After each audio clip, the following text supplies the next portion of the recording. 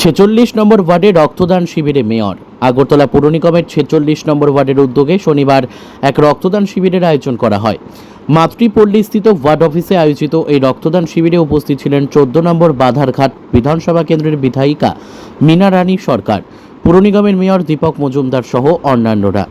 শিবিরে এলাকাবাসী বেশ উৎসাহের সঙ্গে রক্তদান করেন। মেয়র তথা রামনগর কেন্দ্রের বিধায়ক দীপক মজুমদার ও বিধায়িকা মীনা রানী সরকার রক্তদাতাদের সঙ্গে কথা বলে তাদের উৎসাহ যোগান।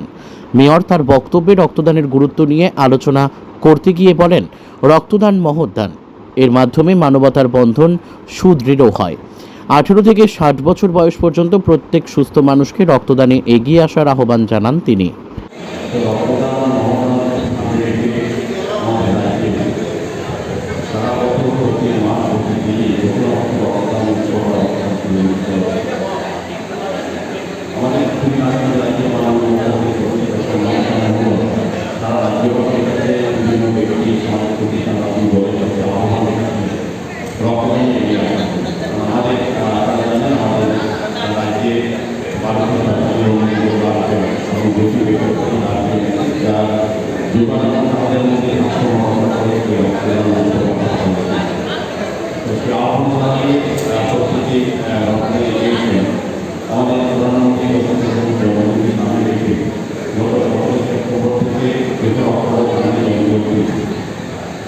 সবাই স্বচ্ছতা এবং সবাই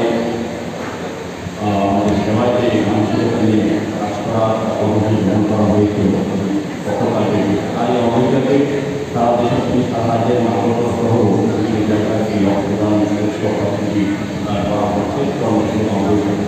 আমি উদ্যোগীদের পক্ষে ধন্যবাদ জানাই, বিশেষ করে ওয়ার্ডের কর্পোরেটর প্রতিনিধি বাবু